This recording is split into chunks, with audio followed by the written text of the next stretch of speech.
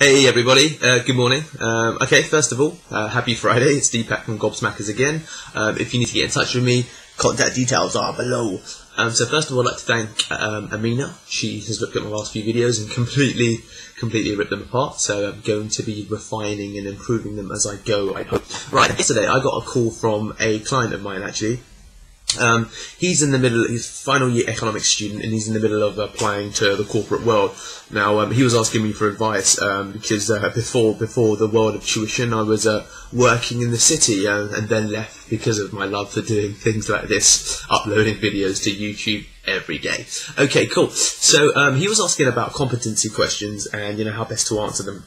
He was doing quite well with numerical, verbal, reasoning, as well as abstract, like all the psychometric tests that banks do for you, banks give you, basically. But he said the competency element he struggled, and this was kind of my advice to him, and hopefully it's going to be useful to you. I think, for example, when someone asks you, give me a time when you demonstrated leadership or showed leadership in adversity, there's two ways you can answer it, and let me give you a really practical example. Going from quite general to very, very specific. So quite general would be, okay, in the final year of my degree at university, I was the president of the Economic Society and had to organise the end of year ball specifically for our society. Now, we had a £5,000 budget and had several speakers and entertainment lined up, and a week before the event, our main speaker for the night got ill. So that sounds quite good, actually, but let me give you an example of what I mean by something specific now.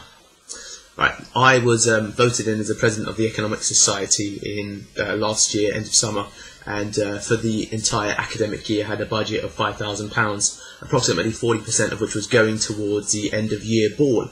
Now, for that, I decided I'd spend 15% of it, around £500 for our main speaker, Gustav Schlotz, who's a well-known economic speaker, kind of resident at my university.